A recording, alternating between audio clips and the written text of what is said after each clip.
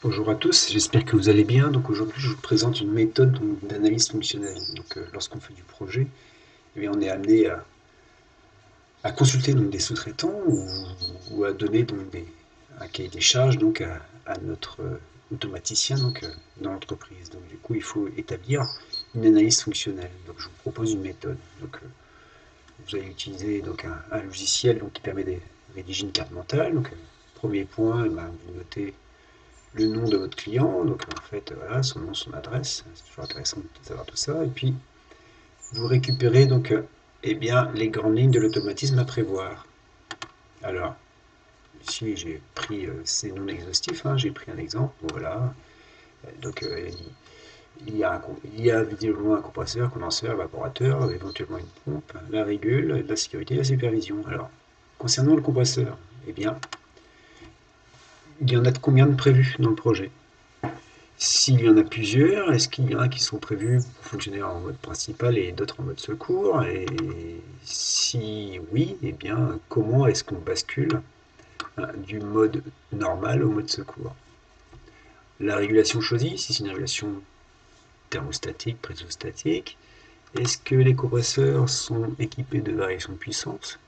Si oui, est-ce que c'est de la décompression de cylindre? De combien? Et si, ou est-ce que c'est de la variation de vitesse? Voilà, toutes ces informations, vous allez les renseigner. Concernant le condenseur, est-ce que il y a donc combien il y a de ventilateurs et donc est-ce qu'on fait de la régulation de pression de condensation? Est-ce qu'on a prévu de faire de la HP flottante? Voilà. L'évaporateur, en mode froid, eh bien comment il fonctionne et en mode d'agirage, comment est-ce qu'il fonctionne? En mode froid, eh bien est-ce que c'est une ventilation intermittente continue? Est-ce qu'on est sur des moteurs type Dalander PVGV? Est-ce qu'il y a un contact de porte et si oui, quelle est son action? En dégirage, comment est-ce qu'on gère la fin du dégirage? Et avant tout ça, peut-être quel est le type de dégivrage? Donc dégivrage électrique, gaz chaud, air, ou brûlée chaude, et j'en passe. Et donc comment est-ce qu'on gère la fin du dégivrage? Sous-entendu, est-ce qu'il y a un drainage? Est-ce qu'il y a un retard de ventilation? Voilà, ce genre de choses. Donc s'il y a une pompe, un peu comme pour les compresseurs, hein, quel est le nombre de pompes d'eau glycolée prévu, si on est non pas sur la détente directe, mais sur un frigo porteur?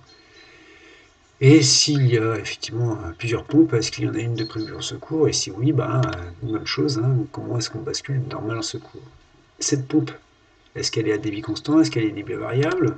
Et quel est le paramètre de pilotage? Est-ce que c'est une sonde de température? Est-ce que c'est une hauteur manométrique? Voilà, bref. La régulation qui est utilisée, est-ce que c'est un régulateur dédié, type les petits régulateurs d'Enfos, ou est-ce que c'est un automate plus général, hein, Schneider ou Siemens ou c'est trop qui? Les sécurités, eh bien, dans la salle des machines, qu'est-ce qui a été prévu comme sécurité? Donc, gestion de la coupure d'alimentation électrique en cas de problème. Hein, quand on est avec.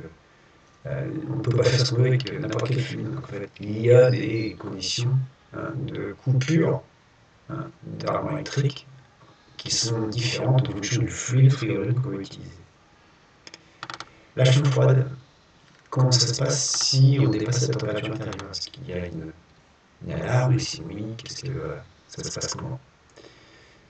Donc, s'il est prévu une supervision, eh bien, quelles sont les possibilités de pilotage du superviseur? Sous-entendu, quels sont les droits qu'on donne au client? Est-ce qu'il peut tout faire, tout voir? Est-ce qu'on ferme certaines fonctions? Voilà, tout ça c'est à définir. Et puis les points de mesure à prévoir, quel type de signal et quelle action. Un type de signal, c'est son de pression, 0,10 volts, 80 mA, son de température, ça peut être autre chose, c'est souvent une résistance, peut-être quelque chose. Et puis l'action, derrière, est-ce qu'on a une action tout ou rien, ou analogique, à prévoir. Donc ça, c'est les grandes lignes de l'automatisme à prévoir. Voilà, une fois qu'on a défini les grandes lignes de l'automatisme à prévoir, eh bien, ça va nous permettre de sélectionner le matériel et donc de récupérer la notice technique de tous les matériels sélectionnés. Alors vous allez me dire, mais on n'a pas forcément besoin d'avoir imaginé l'automatisme avant de faire la sélection de matériel. Non, c'est vrai, mais il y a des options dans les matériels qui seront à prévoir compte tenu de l'automatisme qu'on a prévu. Donc c'est bien d'avoir fait ça avant. Alors, de toute façon, la notice technique des matériels sélectionnés est à prévoir, puisque vous allez devoir constituer le dossier des ouvrages exécutés qui va fournir au client en fin de chantier. Donc, voilà, c'est à faire, de toute façon. Et puis, par matériel, après, eh bien, vous allez pouvoir lister les particularités électriques. Tension d'alim, type de démarrage, donc là, je vais développer si c'est du direct, par ligne, triangle, électronique, etc. Et puis le régime de neutre, parce que c'est une conséquence sur les sélections des matériels de protection. Et puis les caractéristiques des signaux mesurés. Est-ce qu'on. Donc quels sont les paramètres que je vais mesurer, pression, température. Est-ce que. Voilà, pression, température. Et puis est-ce que c'est des capteurs, voilà, 0,10, 80, PT100, etc., etc. Et puis les types de régulation. Si on est sur du tout ou rien, si on est sur la logique. Voilà, donc une fois qu'on a imaginé les grandes lignes de l'automatisme à prévoir, qu'on a récupéré la doc technique de tous les matériels sélectionnés, eh bien on est prêt à élaborer le cahier des charges donc, de notre sous-traitant automatisme ou aller voir l'automaticien de la boîte.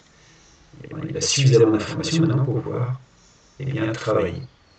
Donc en fait, le cahier des charges, ça n'est jamais qu'une synthèse des points 1 et 2, donc ce que vous avez déjà indiqué là, et puis si éventuellement il y a une demande particulière du client qui n'a pas été prise en compte ici, dans ce que vous avez prévu avant. Voilà, ici, non traité dans les rubriques, ici une. Voilà pour la présentation générale donc, de l'analyse fonctionnelle. Donc une fois que vous avez élaboré ce document, eh bien, vous allez pouvoir donc, le basculer donc, en document Excel. Vous voyez, regardez, je vais faire fichier enregistré sous ici, excusez-moi, exporter donc en mode Excel. Donc je disais donc l'exporter en mode Excel, donc il vous demande où est-ce que vous voulez l'exporter. Donc voilà, donc ici moi ça sera dans conduite de projet 2020. Ça sera le fichier machin chose. Voilà, je fais enregistrer. Là il fait son exportation. Et il me demande est-ce que vous voulez ouvrir. Je fais OK. Et là, vous voyez donc apparaître donc l'ouverture donc de mon document avec ici le détail à chaque fois donc de tous les points que j'ai notés.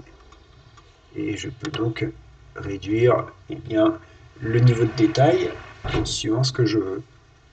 Si maintenant je veux rajouter des informations, eh bien ici je vais pouvoir ajouter une colonne.